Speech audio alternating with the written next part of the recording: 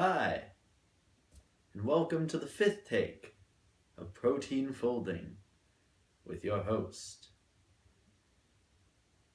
Ross Levine.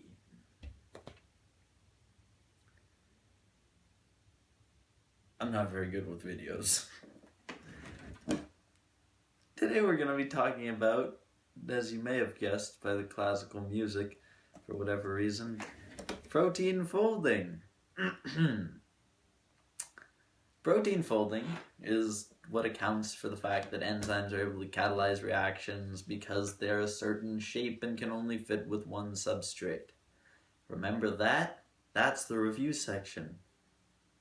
You're now reviewed. Congratulations. So as you remember, protein is a macromolecule, big molecule, that makes up everything important to you besides fats and carbohydrates.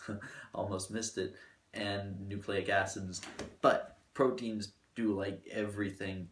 They hold energy and pass information and stuff. I don't pass information. Maybe they do. I don't really know anything about them. I'm kidding. But listen, protein folding is the coolest thing ever. And we're going to learn why in 4 easy steps. I'm so tired.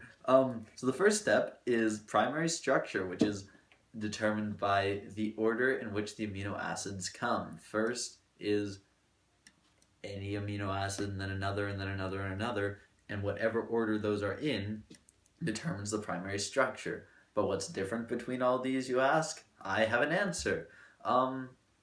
They're all the same, for one part, so let's get into that. The part that's the same is the alpha carbon that's right here. It seems to look like a hand in this case. And then over here, there's the, whatever that's called. It's a cat clawing at something, and that's the amino group. And over here, we've got the carboxyl group.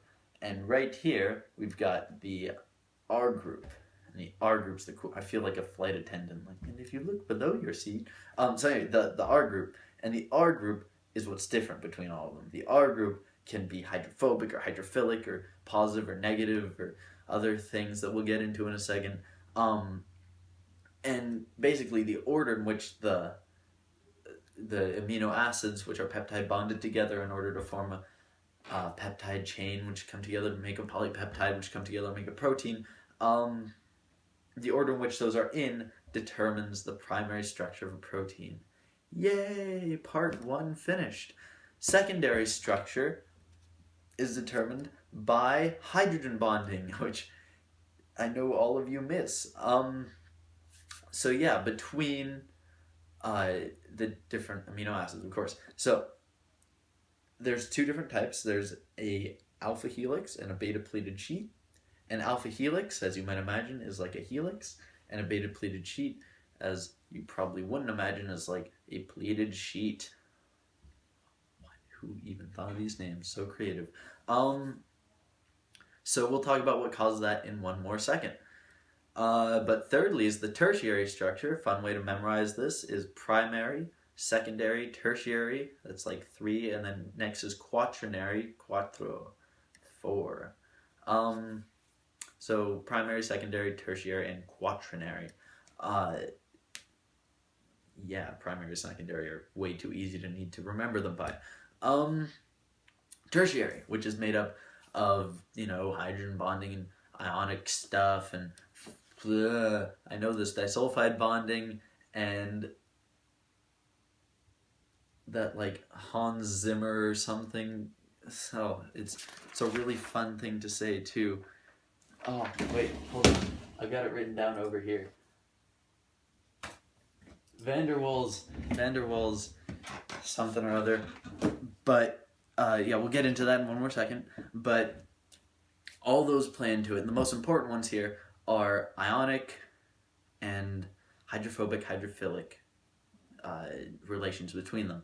Then fourthly, there's quaternary structure, which is made up of the same as tertiary structure, but comes in when there's more than one protein folded together and reacting together and reacting to each other and all that, but not everything has quaternary structure. So, let us give you an example. And by us, I mean me. An example, I mean a Halloween decoration. So let's pretend that this is completely flat, and this is just the backbone, which is made up of all the parts that are the same. So the backbone's right here, and it's totally flat, and then below it is the R groups that are all different, as we talked about earlier. And so what might start to happen if the R groups, the amino acids, each individual amino acid, by the way, is bonded with peptide bonds, which hold together primary structure, which hold together proteins, and the order in which they are determines the primary structure. And then below them is the R group, which starts to play into hydrogen bonding, which will form. Well, actually, let me show you first. If this is like attracted right here, and that's attracted there, and that's bonding here, and this is bonding there, then what will start to happen is it'll start to coil up into an alpha helix. Bum-ba-da-dum, bum-ba-da-dum. There we go, alpha helix. And now if this wants to bond there, and like that wants to bond there, and that wants to bond there, and that wants to bond there, then it's going to form a pleat like that. And then if that wants to bond there, and that wants to bond there, and that wants to bond there, that wants to bond there, it'll make another pleat. And then eventually we'll get these beta pleated sheets. And now we're going to start to, and that's all hydrogen bonding right now so far, is just primary and secondary. And already you can see this 3D shape starting to come out, and it looks really cool when it spins. Maybe not from where you are. But anyway, moving on, there's the tertiary structure, which comes in if this is like hydrophobic, it'll go in there, and if that's hydrophilic, it'll come out here. And then if that is attracted to here, if this is negatively charged, that's positively charged, then they might want to go and meet each other. And if that's positively charged and that's negatively charged, and now go over there.